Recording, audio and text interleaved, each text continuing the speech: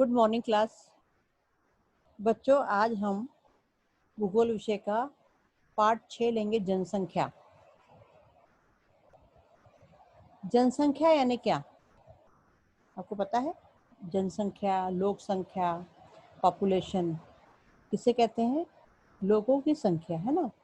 जैसे किसी भी देश के लिए जनसंख्या एक महत्वपूर्ण संसाधन होती है। संसाधन यानी कोई चीज, जैसे मिट्टी,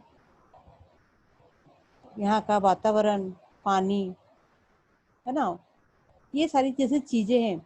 वैसे ही जनसंख्या भी एक महत्वपूर्ण चीज है, एक बहुत महत्वपूर्ण संसाधन है। किसके लिए? देश की प्रगति के लिए। किसी भी देश के लिए जनसंख्या एक महत्वपूर्ण संसाधन होती है। किसी देश की आर्थिक एवं सामाजिक प्रगति हेतु जनसंख्या एवं उसकी गुणवत्ता महत्वपूर्ण कारक होती है। चलिए भारत एवं ब्राजील की जनसंख्या का अध्ययन करते हैं। जनसंख्या आपको पता है ना, मैन पावर, लोग जितने ज़्यादा लोग रहेंगे, अगर जितने स्वस्थ लोग रहेंगे, एक्टिव लोग रहेंगे, सक्रिय लोग रहेंगे, तो ज़्यादा से ज़्यादा अच्छा कार्य कर सकते हैं। जैसे घर में भी देखो, मान लो घर में हमारे बच्चे बहुत छोटे छोटे बहुत बच्चे हैं, काम करने वाला एक ही है, तो अकेला बहुत थक जाएगा, है ना, बड़ा व्यक्ति थक जाएगा। लेकिन सब बड़े हैं और सब एक्टिव है, स्वस्थ हैं, तो काम आसानी से और जल्दी होगा। वैसे ही जनसंख्या भी जो है कैसी है, भारत हर देश के लिए वो एक अच्छा संसाधन है। ठीक है, देखिए, चलिए भारत एवं ब्राजील की जनसंख्या का अध्ययन करते हैं। इस पाठ में जैसे कि आपको बताया है कि 10वीं में आपको भारत और ब्राजील में ही कि दोनों में तुलनात्मक अध्ययन ही करना है। तो यहाँ पर देखिए, अपने को एक तरफ भारत का नक्शा दिया हुआ है और एक तरफ यहाँ पर भारत जनसंख्या का दिया हुआ है। ठीक है, फिर इसके बाद हमको किससे तुलना करना पड़ेगा? ब्राजील से। अब देखिए, ये वाला पहला जो मानचित्र है, भारत जनसंख्या वितरण। ठीक है, भारत जनसंख्या वितरण।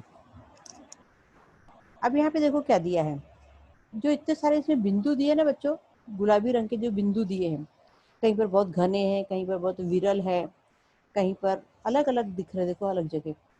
तो जैसे 2011 का है ये जनसंख्या वितरण, 1.2 लाख व्यक्ति, यानी जो एक बिंदु जो दिख रहा है वो मान लो कि वहाँ पर कितने लोग हैं? 2 लाख।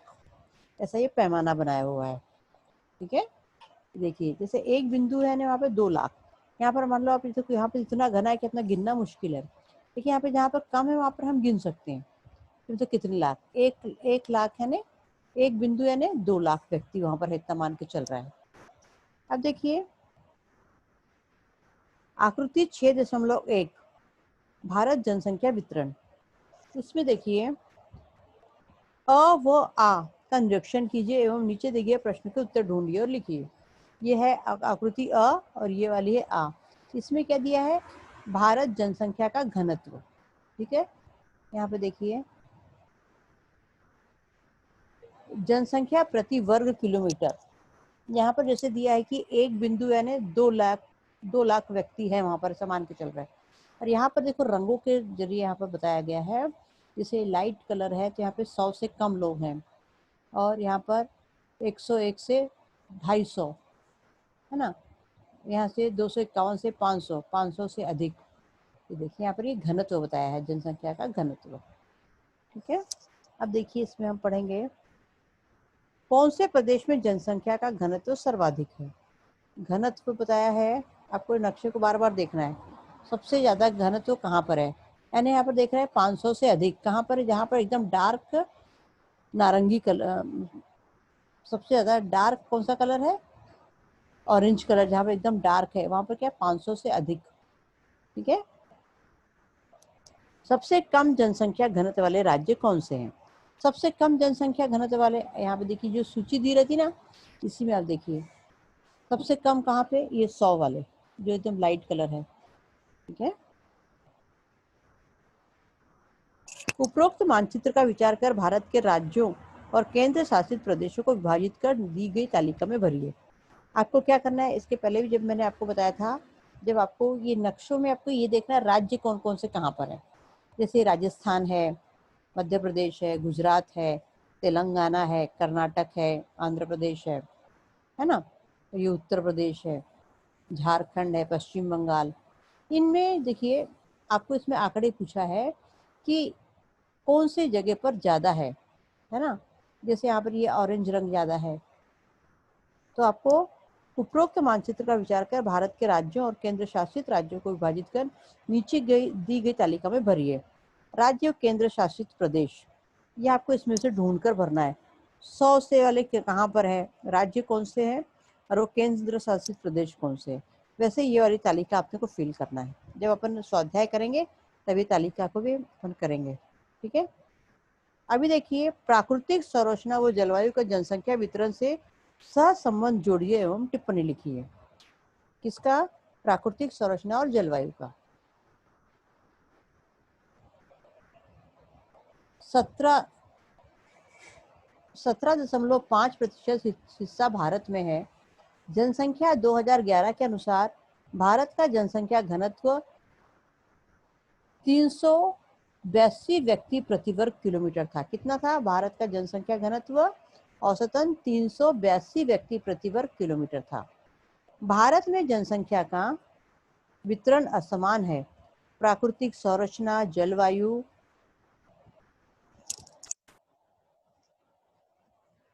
एवं सुविधाओं की उपलब्धता का भारत में जनसंख्या का वितरण असमान है। प्राकृतिक संरचना, जलवायु एवं सुविधाओं की उपलब्धता का परिणाम जनसंख्या के वितरण पर होता है। उपजाऊ जमीन, मैदानी प्रदेश, पानी की उपलब्धता के कारण अनेक शताब्दियों से इन भागों में मानवीय अधिवास या बस्तियां बसी हुई हैं। कृषि व उद्योग के कारण कुछ भागों में जनसंख्या का केंद्रीकरण बड़े पैमाने पर पाया जाता है। उदाहरण उत्तरी मैदान, दिल्ली, चेन्नई, कोलकाता, मुंबई, पुणे, बेंगलुरु आदि। इसके विपरीत पर्वतीय व पहाड़ी प्रदेश, शुष्क रेगिस्तानी प्रदेशों और घने जंगलों में दुर्गमता के कारण सुविधाओं का अभाव होता है। एक साधारण सी बात है बच्चों, अगर आपको कहीं घर लेना है तो आप घर कहाँ पर लेना पसंद करोगे? जहाँ पर सारी सुविधाएं हों, स्कूल पास में हो, दवाखाना पास में हो, बाजार पास में हो, बैंक पास में हो, पोस्ट ऑफिस पास में हो, है ना, नदी पास में हो। नदी क्यों? पानी का स्रोत। पानी का स्रोत हमें बहुत आवश्यक है, मानवीय जीवन के लिए पानी बहुत आवश्यक है ना। बस्तियां जो घनी बनती है उसका कारण ही यही है। सबसे मेन है पानी, है ना। वहाँ की जलवायु, वहाँ पर कृषि कर सकते हैं क्या, ये सारी चीजें जहाँ पर सुलभ होगी, लोग ऐसी जगहों पर ही घर बनाएंगे, है ना। मान लो अगर आपको बहुत दूर ऐसे जंगल में घर बनाने के लिए सस्ती जमीन मिल गई और यहाँ से अपने को नागपुर से कम 50 किलोमीटर दूर, और सुनसान है, पूरा घना जंगल है, वहाँ पे आपको सस्ती जमीन मिल गई और आपको रहने के लिए आपने को बोला गया। अगर आपने वहाँ पर घर ले लिया तो आपको चीजें खरीदने के लिए शहर में आना पड़ेगा। आपका खर्चा कितना होगा? ज़्यादा होगा ना। पानी की भी सुविधा नहीं है वहाँ पर, इलेक्ट्रिसिटी भी नहीं पहुँची है, पानी के स्रोत भी नहीं है, तो आप वहाँ पे रहना आपको पुराएगा ही नहीं। वही देखो, कभी भी हम जब देखते हैं घनी बस्ती के घर महंगे होते हैं, शहर के अंदर के घर महंगे होते हैं, और जो बाहर दूर दराज होते हैं वहाँ की ज़मीन हमको सस्ती मिलती है। उसका कारण ही ये है कि हमको ऐसी जगह पर हम अपना घर बनाना चाहते हैं जहाँ पे सारी चीज़ें पास में हो, है ना। एकदम से कोई बीमार पड़ गया तो 50 किलोमीटर लाते लाते हार्ट अटैक का पेशेंट तो वैसे ही मर जाएगा, है कि नहीं। हमको कोई चीज़ चाहिए, हमारे घर मेहमान आ गए, हमने अगर पहले से हमारे पास कोई चीज़ नहीं है तो हम तुरंत ला नहीं सकते। यही अगर हम शहर में रहते हैं बीचों बीच, ये सारी चीज़ें जहाँ पर हमारे घर के आसपास हैं, तो हम चीज़ों को तुरंत मंगा सकते हैं, है ना। तो उसी से क्या होता है, लोग ऐसी जगहों पर, घनी बस्ती रहती है जहाँ पर मानवीय अधिवास, लोग ऐसे जगहों पर ही बनाना चाहते हैं जहाँ पर सारी सुविधाएं हों। अब देखिए, भारत में जनसंख्या का वितरण असमान है। प्राकृतिक संरचना, भारत में जनसंख्या का वितरण असमान है। नहीं, जितने नागपुर में है उतने ही राजस्थान में है क्या, उतने ही कश्मीर में है क्या? नहीं, सब जगह रहने वाले लोगों की संख्या अलग अलग है। हर राज्य में लोगों की रहने की संख्या अलग अलग है।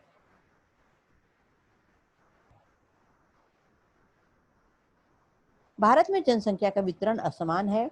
प्राकृतिक संरचना, जलवायु एवं सुविधाओं की उपलब्धता का परिणाम जनसंख्या के वितरण पर होता है।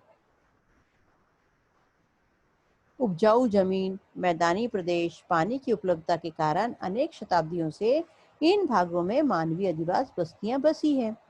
कृषि व उद्योग के कारण कुछ भागों में जनसंख्या का केंद्रीकरण बड़े पैमाने पर पाया जाता है।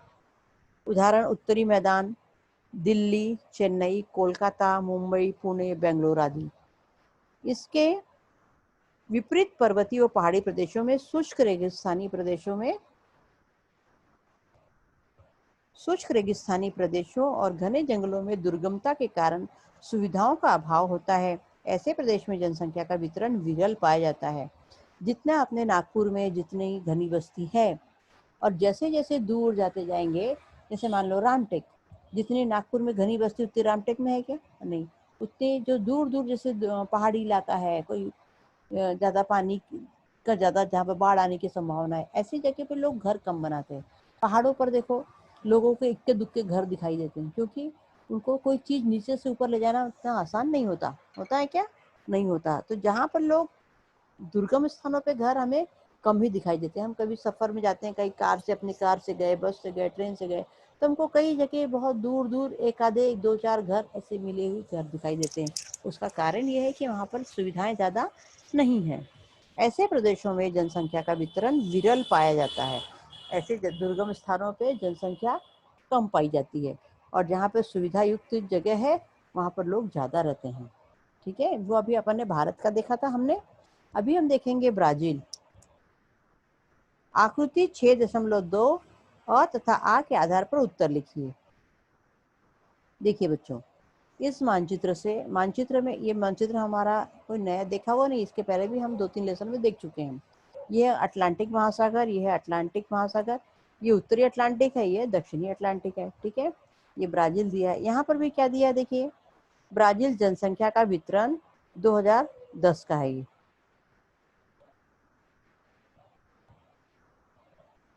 1.2 लाख, यहाँ पर भी जो एक एक बिंदु जो दिए ना, वो कितना है? 2 लाख मानकर चलिए। जैसे ये बिंदु 2 लाख, यहाँ पे गिन लो अपन, देखो 2 लाख, 1 2 3 4 5 6, है ना, 7 8, इसे हम गिन सकते हैं इसको। ये मानो एक बिंदु, यानी यहाँ पे 2 लाख लोग हैं, यहाँ पे 2 लाख लोग हैं, यहाँ पर अपन इसको आसानी से गिन सकते हैं। लेकिन यहाँ पे इतनी घनी बस्ती में आसानी से गिनना आसान होगा क्या? नहीं।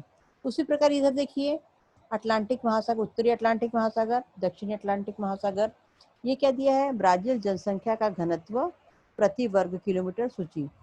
जो लाइट हल्का पीला कलर, जो पीला कलर है, वो 50 से कम लोग हैं वहाँ पर, मान लो 50 से कम है, क्या है? जनसंख्या का घनत्व। ये 51 से 100, 100, 100, 150, 151 से 300, 300 से भी अधिक। अब बच्चों देखिए, किस भाग में जनसंख्या बड़े पैमाने पर केंद्रित दिखाई देती है? किस भाग में जनसंख्या बड़े पैमाने पर केंद्रित दिखाई देती है? केंद्रित दिखाई देती है यानी कहाँ पर ज्यादा दिखाई दे रही है? ये देखिए, यहाँ पर ज्यादा दिखाई दे रही है ना। और यहाँ पर भी आंकड़ा बता रहा है 300 से अधिक, ये भाग। ठीक है,